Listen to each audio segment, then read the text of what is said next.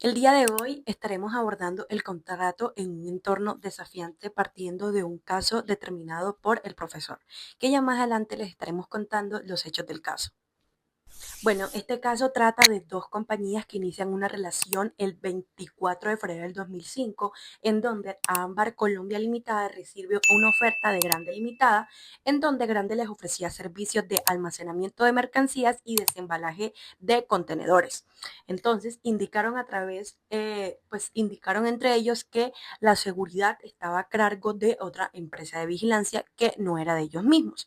Entonces, el acuerdo entre las partes fue que Ámbar entrega la mercancía a Grande para su almacenamiento y se acuerda que posteriormente Grande tendrá la función de transportar esta misma mercancía hacia otra ciudad.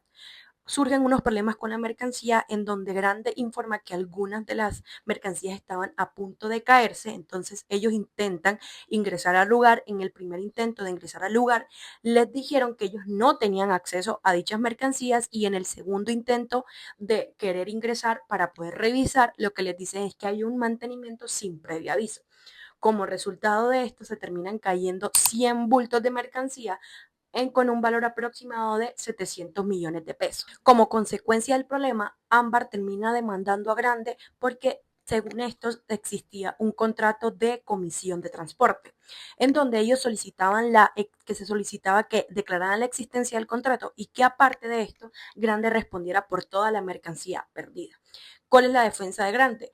Grande niega que había un contrato de comisión de transporte y afirma que había un contrato atípico de logística, ya que no hubo un contrato escrito. Aparte de eso, solamente se ofrecían servicios de manipulación y almacenamiento y que el transporte que solicitaba Ámbar era por sus propios medios y que Ámbar controlaba todo el movimiento y todo el conteo de las mercancías. En la legislación mercantil colombiana encontramos una definición de contrato en el artículo 864 del Código de Comercio que nos sirve para adentrarnos en el análisis del caso. En este se define el contrato como un acuerdo entre dos o más partes para constituir, regular o extinguir entre ellas una relación jurídica patrimonial. Si lo encaminamos esta definición en una perspectiva más empresarial, tal cual como se ve reflejada en el caso, se puede entender el contrato como un mecanismo para exteriorizar la voluntad de las partes, estableciendo disposiciones necesarias para el cumplimiento de las obligaciones acordadas en este. Aún así, la figura de los contratos no es rígida ni estática, sino que se amolda a las exigencias y dinámicas del mundo moderno, así como a los intereses de las personas que deciden vincularse en este conforme a ley.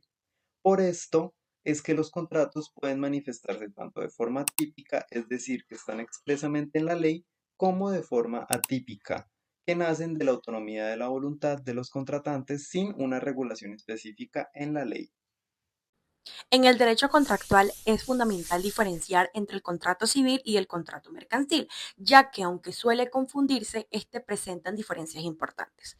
En primer lugar, desde su definición, el contrato civil es todo acuerdo entre personas naturales o jurídicas que no tienen un carácter comercial o empresarial, sino que buscan más bien regular esas relaciones entre particulares, como por ejemplo de este tipo de contratos podría ser el del arrendamiento, el de compraventa, el de donación y además los contratos civiles se rigen por el Código Civil. Por otro lado, el contrato mercantil está vinculado a una actividad empresarial o comercial, es decir, su función es regular esas relaciones entre comerciantes y terceros en el desarrollo de todas esas actividades económicas, como ocurre, por ejemplo, en los contratos de distribución, logística y transporte. Ahora bien, aunque ambos tipos de contratos surgen para regular relaciones entre partes, su principal diferencia radica en el tipo de relación que estos regulan. El contrato civil se enfoca en las relaciones personales entre particulares, mientras que el contrato mercantil regula todas esas actividades comerciales o empresariales. De aquí que en el primero las partes suelen ser personas naturales o jurídicas sin ánimo comercial o ánimo de lucro y en el segundo intervienen comerciantes o personas que desarrollan actividades empresariales. Además, los contratos civiles tienden a tener un alcance más amplio en cuanto al ámbito de vida de las personas, pues regulan tanto las relaciones en vida como en muerte, como ocurre en los casos de sucesiones. En cambio, los contratos mercantiles se limitan a regular relaciones en vida, salvo a excepciones como el contrato de seguro de vida. En cuanto a su finalidad, el contrato civil se centra en la contraprestación, es decir, en el intercambio que genera obligaciones entre las partes. En cambio, el contrato mercantil, además de crear obligaciones, también organiza relaciones, negocios y la estructura de todas las actividades económicas. Respecto a los aspectos formales, en el contrato civil no se admiten anexos ni cláusulas que no constituyan una ampliación formal del contrato original. Por el contrario, en el contrato mercantil sí se permiten anexos y cláusulas adicionales, las cuales incluso pueden prevalecer sobre el contrato original. En materia de solidaridad, en el contrato civil, esta debe ser expresa para que los deudores puedan responder solidariamente. En el contrato mercantil, los codeudores y los fiadores se presumen como solidarios, salvo a que se pacte lo contrario. En relación con la mora, en los contratos civiles se requiere un requerimiento formal del pago para que ésta se configure. Por el contrario, en los contratos mercantiles, la mora se produce automáticamente al día siguiente del vencimiento del plazo pactuado sin necesidad de un requerimiento de pago. Y por último, en los contratos civiles pueden existir contratos gratuitos como los relacionados con fundaciones, colegios o comités. En contraste, en los contratos mercantiles no existen contratos gratuitos, ya que las actividades que se desarrollan tienen fines lucrativos. Además, en todo contrato mercantil debe intervenir necesariamente al menos una parte que tenga la calidad de comerciante.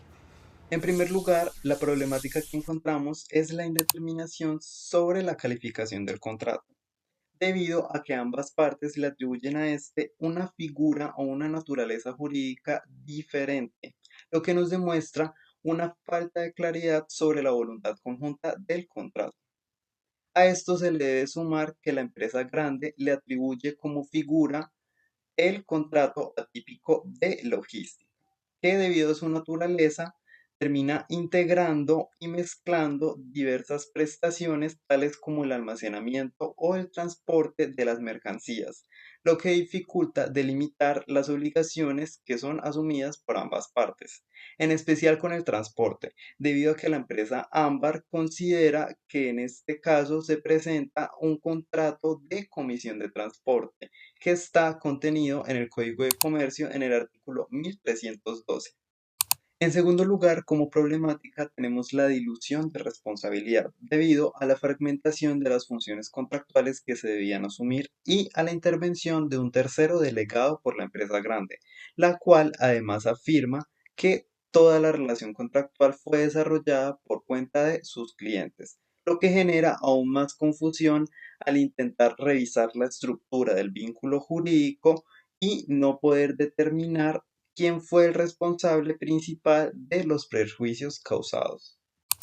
Y como tercer y última problemática encontramos la falta de formalización del contrato, lo que genera ambigüedad sobre la información intercambiada por las partes y dificulta delimitar el alcance de las funciones establecidas y asumidas, además de a quién recae directamente la responsabilidad sobre los perjuicios causados, tal cual como se mencionó en el punto anterior. ¿Existe una clara simetría contractual? Bueno, primero que todo, ¿qué es una simetría contractual? La simetría contractual es ese desequilibrio donde una parte goza de superioridad por controlar información privilegiada, tener mayor poder de negociación o poseer el control material de la prestación. Esto hace que haya una ruptura del principio de equivalencia que termina en la distribución injusta de los riesgos. En el caso concreto, existe una clara simetría contractual.